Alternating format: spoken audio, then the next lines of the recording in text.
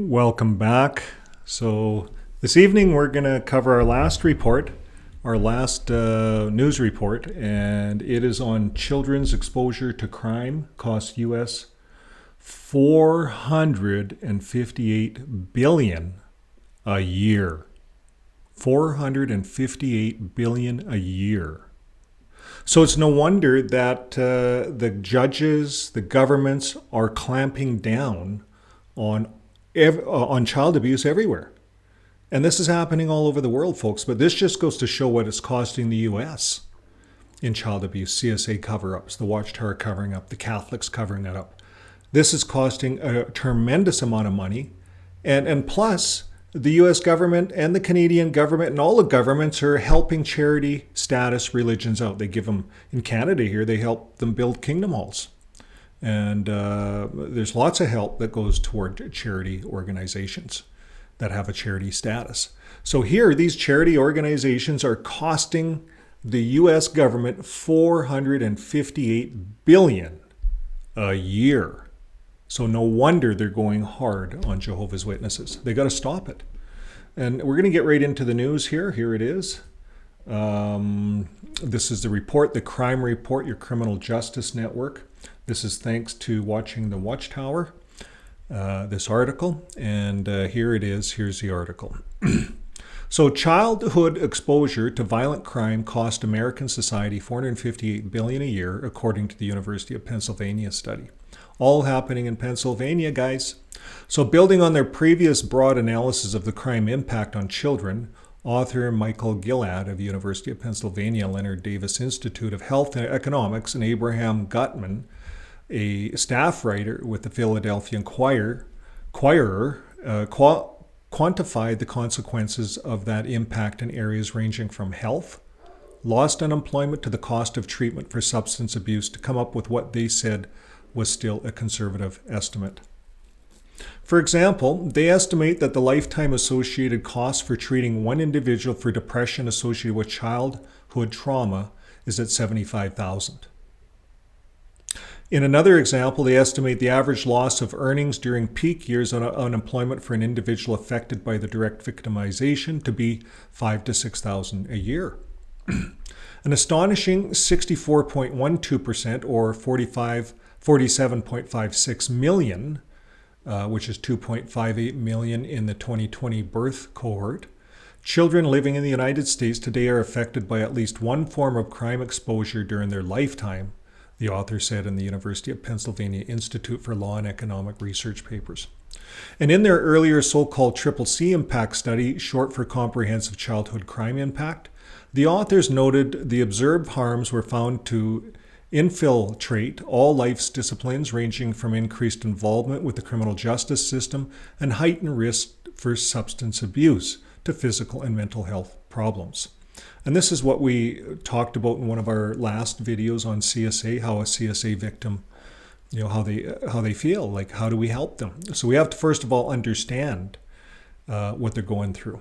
So there's a lot of therapy to help any CSA victim, and I believe that most victims aren't getting the help they need. And I think there's almost like we need hospitals set up just for Jehovah's Witnesses that need therapy. So they added that the boys are at a higher risk of exposure at 66.49% compared to the girls at 61.64%. The authors noted that there was a wide agreement about the extent of harm to children caused by exposure to crime, and about the moral imperative to do something about it. In 2012, then Attorney General Eric Holder Task Force declared childhood exposure to crime and violence a national crisis. But they argued calculating the bottom line, costs of such exposure to individuals and society over time, would help to galvanize policymakers and the public into action. And this is what's happening, guys. All of this CSA is going to change our law system. All over the world, we're changing laws. In Japan, we talked about that today. They have studies going on. Laws are going to change all over the world, and they're not going to allow these cults to exist.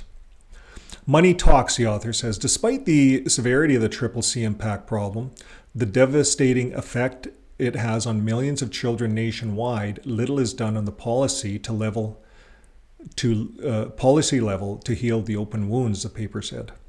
So yeah, you see the Vatican's not opening their purse. The Watchtower's not opening their purse. They don't care. They don't care about people. So the majority of the children harmed by crime do not receive the much needed services to facilitate recovery from trauma. And at present, there are no effective mechanisms in place to identify affected children and refer to them as vital services. See, I think the Watchtower needs to sell all their property. The governments need to do that and take all of that money, or maybe turn some of these Bethels and Kingdom Halls into treatment centers run by the government. As a result, the added impacted individuals suffer dire and costly outcomes throughout their childhood and into adulthood. The authors pointed out that even when a child is indirectly exposed to violence, he or she can be left with marks that are acute and often long-lasting. The authors cited a psychological study showing that being exposed to crime at a young age causes heightened levels of stress. And it is overstimulation of certain brain structures which can lead to chemical imbalances in the child's brain and abnormal neurological development. As a result of viewing a violent crime, a child is more likely to grow up and perpetrate similar acts, the research argues. And this adds to the justice system's cost of investigating and prosecuting the crimes. Children impacted by CCC were also found to have higher rates of substance use and abuse disorders into adulthood, with one study cited calculating the usage odds at 60% and 70% higher compared to children who were never exposed to the crimes. So you see how this is starting to add up, and it's costing our society a whole pile of money to treat this. And that's why the courts are being very careful. In Pennsylvania, they're being very careful. They're getting all their ducks in a row. They know they have one time to prosecute the governing body. And they're going to have so much evidence on those guys that they all have to go to jail.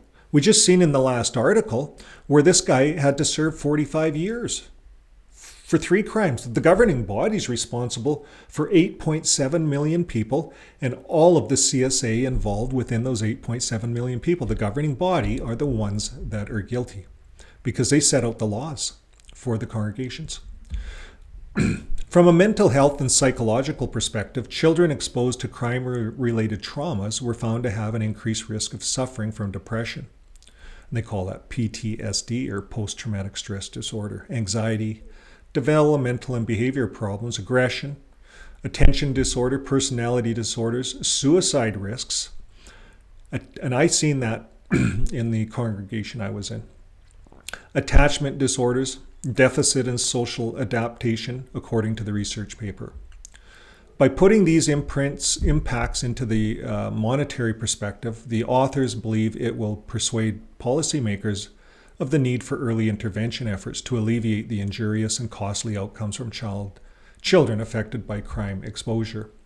Dollar after dollar, the costs associated with the CCC impact pile one on top of another, the study says. At first glance, some of these cost figures, when viewed in isolation, appeared to be negligible,